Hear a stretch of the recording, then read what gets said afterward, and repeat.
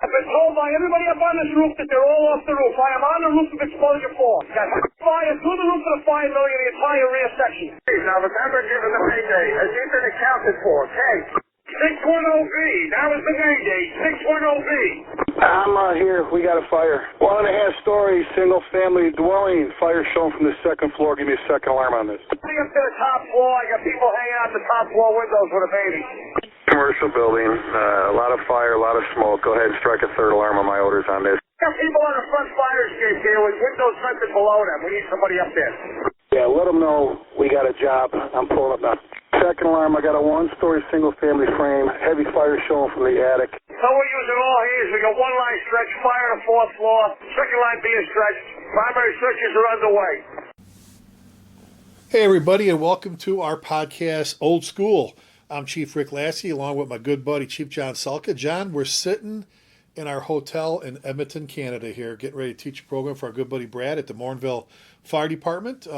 Brad's a good guy. He's excited. We're getting tonight and tomorrow, but got to see a good fire down the street. Absolutely. I missed the fire. You saw it. I just saw the end of it. But yeah, here we are in Edmonton, getting ready for basically a 2-day program. But we're both on tomorrow, and we traveled up together, which was fun as well. Always fun traveling with your bud, and whether it be driving or flying or whatever. But back to our podcast here, Old School. We came up with a name. This is something that we're just jumping into, and boy, I tell you what, if you see a picture of me and Lasky, look at us, it's Old School. You just look at Old School and you see us, you know. So we thought about that, but really, you know, not a negative thing, but rather a positive thing. I've been called Old School before, and I've always taken it as a compliment. And the reason is, well, number one, I'm 61 years old, which is not old. We were just talking about, who are we talking about today? Vinny Dunn. Vinny Dunn. Vinny Dunn's out there still working, still writing, still visiting, still teaching. He's 84 years old. What an amazing man. Right? What an amazing man. One of my idols. But you know what? Old school, a lot of the stuff I've learned, a lot of the stuff I've lived by, a lot of the stuff I've had great successes with. And I haven't had all successes, but some of my great successes all have been things that I call tried and true. Things that we've been doing for a long time. And Rick and I have had this discussion over many different items, but Old School seemed like an appropriate name for this new endeavor that we're jumping in on. And Rick come up with it. I said, Yahoo, that sounds great, so let's go with it. So here we are with issue or podcast number 1, and we hope you enjoy it. Well, and the thing is, you know, we were just talking about being in Canada, and I'm watching this fire down the street. And it always hits. It's like he's got radar. It's like Lasky's got radar. I'm in the room watching this old house. He calls me up. Hey, there's a fire. Well, and it was good. It had to be. We're going to see it's a good strip mall. I mean, good fire through the roof and everything else. I thought this place was on fire. But that being said, you know, we mentioned being up here in Canada, and I've said it before. The only difference between the fire service in the States and the fire service in Canada, as well as other places, but especially between Canada and the United States, is a blurry line on a map. You know, the same people, same fire service, same brothers and sisters, same great things, same bad things going on. I mean, it's just, you know. But I think the fires are bigger. I think the buildings are bigger because they use the metric system, and we use the old system. That could be true. Ask me trying to keep my my speed limit where it should be coming here. But no, I was sitting there thinking about that. I'm going, and I'm watching that fire, John, and I'm saying, you know, we're both history buffs and the different things we talk about with the history of the fire service, but how far we've come, but yet how much we've stayed the same. And you tell that story all the time. It's a great story. You've told it in many classes about, you know, all this many years of experience without any what do they say? 300 years of experience. Oh God! Don't give my first. I bring it up because you dispel it very nicely with your story. And John, that was my first blog with Firefighter Nation, and I titled it 150 Years of Tradition, you know, unimpeded by progress. And I'm like, you know, when I review articles for fire engineering, when somebody puts that in and they go, see, 3,000 years, I'm like, I don't even read your article if you can't get that line right. And it's not even a line from the movie Backdraft. It was a piece of paper on the wall in the kitchen of a firehouse. And my point with it was, and I said, 150 years of tradition unimpeded by progress, the ultimate insult. And what I meant by that was, and don't get me wrong to our listeners, John and I have a lot of great friends at the Chicago Fire Department. John's been on the show Chicago Fire. We don't have to tell you that again. But that being said, some of my greatest mentors, Chicago is an extremely progressive fire department. They know what they're doing. When you see them up on top of a roof, up on top of a roof, and they're cutting, and everybody's like, oh, they should get off that. They know their roofs. They know where they should be and where they shouldn't be. They know their stuff. You were very close with guys from Chicago. Rode around. Best man at my wedding, Ray Hoff. So when you say that about Chicago, I'm like, no, Chicago's one of the most progressive groups I know. What gets me going is the insult to the fire services. You and I say this all the time. Some of the most progressive people we know are firefighters, and I tell people in my article, the blog was, take a walk out on your apparatus floor. Look at the technology, the design, the specifications that go into just building a pumper or a ladder truck nowadays, let alone an ambulance, brush truck, or special rig, or whatever. Really, 150 years of tradition unimpeded by progress. Look at our SCBAs nowadays, pass devices. Look at our turnout gear, protective clothing, radios, how we're even dispatched. Everything that goes into being a firefighter, really 150. Right. And John, I tell people all the time, don't confuse someone who's a little bit slow to change because they've been bullshitted before by someone said, hey, this is the latest, greatest thing, and it didn't. Right. Because there's a lot of new stuff that's coming out that's wonderful. That look at, we'd still be riding horses and pulling stuff behind us if the fire service. Listen, I couldn't agree with you more. And you and I have had this discussion many times amongst ourselves and with others. I love telling my Rescue 3 story, and I was a firefighter many years ago in Rescue 3 with John Norman and bunch of Jay Jonas, Nick Giordano, Pete Lund. I mean, guys that I just love. Nicky, I love Nicky. And I remember when Marty was a lieutenant there at the time. Marty had been previously a firefighter in Rescue 2, made lieutenant, ended up in Rescue 3. Great, soft-spoken guy. If you can hear me. Marty always spoke very softly. We used to say in the radio once in a while, speak up a little bit, speak up, come on, we can't hear you, But Marty McTeague shows up one day with the black, canvas bag, and inside was the original, one of the first rabbit tools, one of the first hydraulic forcible entry tools. And it was from a buddy of his, personal friend of his, who actually developed and built it down in Maryland. I don't recall what county fire department he was in, like Fairfax County or one of those counties down there, and I'm sorry for not knowing that, but he brought it up and said, gee, my buddy, developed this, put it together. This is sort of a trial.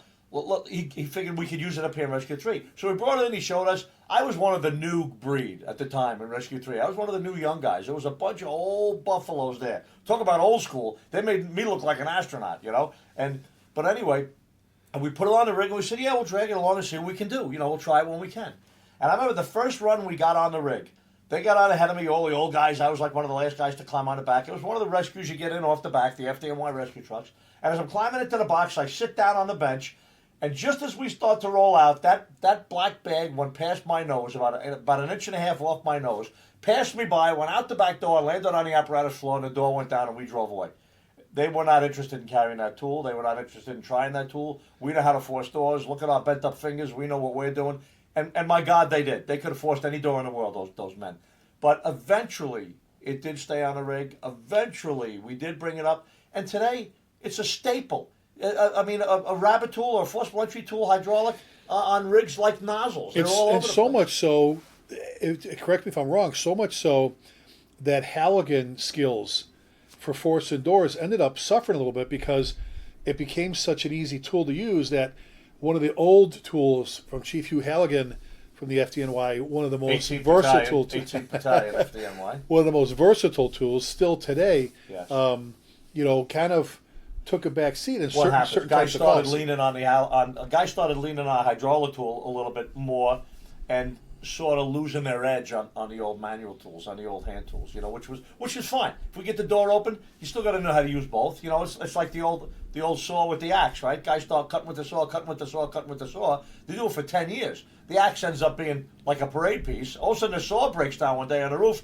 There's a guy there with an axe over his shoulder talking on the radio. We need another saw up here right away. The saw's crapped out. And somebody said, hey, check your shoulder. You got something right on your shoulder you can use, Sometimes we get used to the new and we forget about the old. And the axe will always start. Yes. The axe will always start. So, and think about it when we talk, worlds colliding, if you will, old school versus new. And look, you and I developed two programs that were considered like outrageous and the concept was a little bit get out alive and save and roam. When we start talking about that and the rapid intervention, fast truck rapid intervention team, concept, people are like, really, you want us to stand outside? You want us to stand? We're like, well, you do it for a hazmat call, or OSHA will find you. You do it for a dive call. You have safety divers. You do it for high rise. Someone's on belay. Right. And look at you even do it for an ordinary fire when you're the additional engine and truck or at a staging area. We keep people ready to go outside. Look at how far we've come with that. And now you go back and you go, okay, your good friend Butchie Cobb from Jersey City, big chief, retired from there, great guy, incredibly decorated Vietnam vet soldier, one of my heroes. He should be dead. That guy should, for what he did. He's just amazing person, a great guy. This whole, go, not go, we've talked about that before, and that's been around for a long time. But hit it hard from the yard, going in, not going in, all this. And he said something to you we've talked about in class before that we've done for like a couple hundred years, at least. Right. And that is, you can't save anybody's life inside a burning building unless you do what? Right. It was great. And I remember the conversation, and God knows, you and I, and Butch and I, and you, and Derek Alconis from California, who's on the other side of some of the arguments with me. I mean, I've had discussions, agreements, disagreements, and everything else with lots of people on all the stuff that's attached to that. But without getting too complex here. Yeah, Butch said to me one day, he said, you know what, they can say anything they want. The only way to save a victim, the only way to save a civilian that is either trapped or unconscious inside of a burning building, there's only one way, and it's to go in and get them and find them and bring them out. That's the only way to save them. You can put the fire out the moment you get there. You could take the old fire bomb and throw it through the window, boom, blow up, knock the fire down, completely extinguish it. And if the victims are not in that room, if they're on the floor above and they're just suffering from smoke and heat, they are still suffering from smoke and heat. It doesn't evacuate the smoke. It doesn't necessarily reduce the heat immediately, or even if it does dramatically reduce the heat, it maybe doesn't reduce the heat satisfactorily for a civilian or a 5-year-old and a 23-year-old mother on a bed to continue breathing. So Butch's point was so well taken. Somebody else just said something else similar to me recently and said there's lots of ways to put fires out, whether it's from the inside or the outside, or a narrow stream or a fog stream or this or that. But there's only one way to save people, and it's to go in and get them. It's the same thing again. So right off the bat, interior and aggressive. I just saw somebody recently say they didn't like the word aggressive when used with the word search. I did a blog on that, yeah. But somebody said that you got to get in there and get the victim, and that's an old-fashioned, tried and true fire service tactic, truck tactic, let's say, but lots of places don't have trucks, but that's still a tried and true, old-fashioned, old school. That's an old school tactic. Put your SCBA on. Think of all the equipment that we have that is all built around us going in, from our gear to our SCBA and our gloves and our helmets and everything else. So now, I want to jump off that for 1 second. It's directly related, and we can get back to it, but I don't want to forget this because it's not going to be a long conversation. But the one thing that upsets me the most about some of these discussions about new versus the old. And I'm glad you're saying discussions, because they shouldn't be arguments. They should be discussions. And if you're not mature enough to be able to agree to disagree, you don't have to call people names. You don't have to go out and all this stuff. You can have a heated discussion, like we used to have before. Tom Brennan said it best, I don't have to be wrong for you to be right. Right. I like that. I didn't interrupt you. I like the fact you said discussion, but go ahead. Sandra Day O'Connor is a retired Supreme Court Justice, and she said about a year or two ago in a newspaper article when she announced that she wasn't so healthy and she was going to sort of fade away from the public view, she said, gosh, I miss the old days when, she said, why can't we just disagree without being disagreeable? And really that was my point. You sort of cut to the chase. You and I have felt the sting of being chastised, the sting of being criticized for disagreeing with some of the newer ideas that are out there now, some of the new studies, some of the new UL things, and some of them are very valid. Some of them are slightly valid. Some of them to me are nonsense, like everything else is to everybody else. But the point is, everybody has a right to their opinion. Whether you're old school, whether you're new school, whether you're some mixture in between. Obviously, nobody is 100% in one direction. And everybody, you're a mix of what was old and what was new when you came on a job. Absolutely. You've said this before. I can't tell how many times you've said this, whether we're talking cell phones or talking automobiles or fire stuff. you said right now where we're at or where they were at, that was the most advanced, incredible, I talk about amazing the pictures. thing. I talk about the photographs in a firehouse, and anybody who's listening, just listen to this and think about it. Whether your fire department's 80 years old or 250 years old, think of the oldest photograph you've seen of your fire department, or frankly, the oldest photograph you've seen of any firefighters anywhere. So I imagine this pumper, horse-drawn pumper, with two guys with leather helmets on and plain old black, rubber coats, no stripes, no patches, no nothing, right? You look at this thing, oh my God, it's got to be 100 years old. And when you look at that picture, if just for a minute you realize that the day that picture was taken, it was the most modern day in history on the earth. The most modern day in history in firefighting. And the same thing applies to us today. Today, whatever the date is, whatever day you're listening to this, today, 2019 is the most modern day in history. And 20 years from now, we are going to be laughing at something that we're doing right now that they're going to have invented something better for 20 years from now. And one of my history books, I call them my fire service history books, the ones that I refer to a lot of students, John, is The Romance of Firefighting, or the Romance of Firefighting by a guy named Holzman, his 1950s edition. If you're looking for that book, you can go to any book that's out of print. All you have to do is go to abebooks.com, abebooks.com. John and I don't know him. It's just a great website. Type in the author of the book title. Bink, it'll come up. Whether it's in big stores, little stores, antique stores, whatever. This book, The Romance of Firefighting, he wrote it in like 1954, or I'm really close. And towards the end, because he starts out at the very beginning, the beginning of fire service, he walks you through that, and then to buckets and horses and everything. Excuse me. And at the very end, he shows like a 1954 brand new American LaFrance pumper. And I remember reading the caption, says something, I'm not saying word for word, but something says, check out this new pumper with all its newfangled gauges and knobs and everything. And I'm thinking, going, that was like, that when that rolled in the firehouse, people were like, holy crap, man, look at that thing. The big gigantic radios that we used to use, that was like the coolest thing at the time. Because it was a radio. That's first right. Thermal imager that was stuck to someone's helmet. Oh my gosh, I remember them. But so and you said something about we've got good friends at UL in this. We do. We got good friends, and he said a bunch of the stuff they've done has lent to science, if you will, to what we've been saying for a long time. Excuse me. We've said for a long time. Please, we tell the police officers, don't do what before we get there. Don't break the windows out because you're going to vent. We've talked about a coordinated fire attack between water and ventilation, all these different things. So they've given us a lot of the juice to say, see, now we have that. Now, that being said, I think we were a little bit too quick, ready to jump the gun with only half the testing done, and now we're getting more of the full picture. That's up for you as a listener to digest. But we have always, from throwing buckets of water in, you think, and I thought about that going, golly, look at what we did back then when it came to attacking fires and how we did it and how we've advanced to where we've gone. There's a lot of, sometimes you meet these old, we've talked before, we meet these old school firefighters, these guys that are they've been doing it for a long time and now they're retired and they start talking shop and it's like now. Searching on your hands and knees, locating the seat of the fire, venting when you should, venting right, searching above the fire, apparatus positioning, doing different rescues, throwing ladders, all these things that have been around a long time.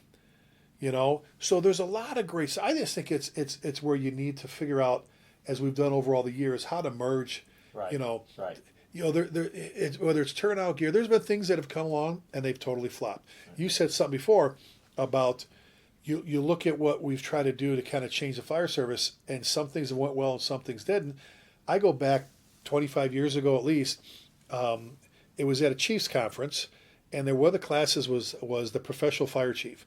And in this class, this guy in a suit and tie got up there and was telling all the chief officers that if you want the respect of the police department, you got to stop letting the firehouses look like romper room.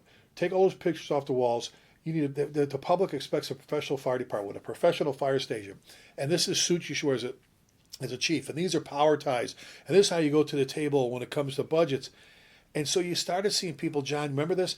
You started seeing building firehouses that look like insurance like offices and things like that. It didn't look like firehouses. And then 10, 15 years later, the chiefs are like, well, they don't treat the firehouse like a firehouse, and they don't take care, and and you know what, if it doesn't look like one, if it doesn't taste like one, if it doesn't smell like one, it isn't. And now we've come full circle. Look at almost every new firehouse being built. Oh, not all of them, but never say never, never say always. But they're building like their antique, like their museum off to the side with an old rig. The doorways, the lights, the bricks, the fire. The baffle doors for the apparatus and stuff like the that. baffled, yeah. Right. And they're making it look so they're kind of going, well, you know what? Sort of going around, sort of making the turn and going back. They started to go into the Holiday Inn version of firehouses with the private rooms and stuff like that. Everybody was hanging out in their hotel room every night, and now they're going back to the big bunk rooms again, and the group situation where people train and hang out and talk and team build a little bit. And you brought up a great point. It's Lewis always started doing that. We did the bunk room with the sneeze walls. Everybody's protects you, not sneezing at each other and stuff. But we have locker rooms, male, female locker rooms. And I've been places, you've heard us go, well, we have to have the cubicles because we have female firefighters. And I'm like, so what are you saying? Well, it just it doesn't actually help. It actually helps the wrong things happen because now you've given rooms of privacy instead of a big bunk room. Okay. Secondly, what does that say about you? You know what I'm saying? I mean, come on, really? So I think there's a lot of things in our move, John, to bring about change. Not change isn't a bad thing. Is we've actually hurt ourselves a little bit, and you like I said, you see us go about 80 blocks down the street, and then we have to back up about 20 blocks. And I don't always think it's the change that hurts us, or even the concept of change and the concept of development and the concept of progress. Those are all very positive things. Sometimes I think it's the method. Sometimes I think it's the method that different people or different groups sometimes grab and use as the way of getting change instituted or discovering change or supporting change. And then there's the folks that resist that change, and it ends up as a battleground instead of being a laboratory. You know what I'm saying? Yeah, I mean, I think there's a way to present stuff that everybody should look at. Second important point to change and technology and tactics and philosophy is everything doesn't work everywhere. I mean, I've been a volunteer firefighter for over 40 years, and I've been a career firefighter in New York City for 33, and elsewhere, career down in Florida for a couple of years. So I've worked in 4 different fire departments, 2 volunteer, 2 career. I have experience in dramatically different places, and some places that I used to work, that I don't work anymore, are dramatically different than others. Right? You and I travel around, we visit fire departments, and we're gonna visit a fire station tonight, and everything doesn't work everywhere. There are things that are absolutely valid for the Toledo Fire Department that are absolutely invalid for a fire department 12 miles down the road from Toledo, that's staffed differently and firehouses are spaced out differently, and it's a combination department that has different sets of apparatus and different numbers of people on the rigs. So the point that any one thing is valid or invalid is nonsense. It's valid or invalid depending on lots of other conditions. So sometimes something may not sit well with you. You might say, nah, I'm not comfortable with that, and that's fine. And the folks that are proposing it should be fine with it not being fine with you as well, because there's going to be another group that's going to say, give me 5 of those. We want to use those from now on. So little different places are going to experience different things. And give and take. And I kind of made it sound a little bit like a joke, but it's serious as to what we're talking about. To our message for this particular podcast is worlds colliding, and sometimes worlds need to collide. And I've said this for a long time, so have you, John, that if we didn't pay attention, if we didn't change, if we didn't move forward in the fire service, think about how behind we would be. And I want to finish this one with this, and you've heard me say it a bunch of times in classes. When we have the old timers going off about the kids, and the kids are calling the old timers dinosaurs, and we tell them all the time when it comes to the kids, you and I both have children, that have done some pretty incredible things. We've got some pretty incredible kids that are doing some great stuff out there. A lot of that's due to a lack of leadership, a lack of mentoring. Some of it's parenting, how they were raised, but this is the fire service. Not everybody's called to be a firefighter, and as a boss, as a leader, as a company officer, if you're not going to step up and mentor and train and get them where they need to be, don't blame the rest of the world. Blame yourself. On the other hand, for the young guns out there, the hard-working people, the hardest working people in the firehouse, a lot are firefighters. But for some of the young folks that refer to the old guys as dinosaurs, because they'll tell you how many times Chief Salka, if some of the dinosaurs would just leave, this would be a better place. Just to make a point about, and we've said this in class a bunch of times, just think about this for a moment. These smartest people in the world are scientists. We talk about all the time, the scientists, what they're doing, whether it's in medicine, whether it's, just whatever they're doing, the scientists in the world are smartest people, right? The smartest people in the world are scientists. Still today, study dinosaurs to learn from them. What does that say? The smartest people in the world still study somewhat the oldest and, the most experienced. I guess I'll have to leave my body and my brain to science then, I guess, It's just, what it is, John. It's, what? There's a ton of great experience out there. There's a ton of people that have a ton of knowledge up here. Sometimes you just got to find the right key. And how many times have we said it? How many times have folks said it to us in class when we were younger firefighters and officers learning? Is everybody knows something you don't know. Everybody. Guy that's got 2 years on the job knows something the chief doesn't know. Guy that's got 22 years on the job knows something that other people don't know. And however, I would like to say as one of my final thoughts is I take it as a compliment. Somebody calls me old school, I brighten up a little bit and I smile. I take that as a compliment that I'm old school. And I'm not saying any other definition or any other group of folks in the fire service are better or worse, but I'm proud to carry the old school banner. And I bet you our good friend and mentor, Chief Vinny Dunn, 85 years old and still out there teaching and making a difference. God bless him. I bet you he smiles too when somebody refers to him as old school. Yep, Talk about the most progressive old school person that we know. Yeah. I mean, he's one of them. Maybe Mittendorf, but John Mittendorf. Hey guys, this was our podcast. Our podcast, Old School. number one. Okay, Old School. We're going to be shooting a lot more of these out on a variety of topics.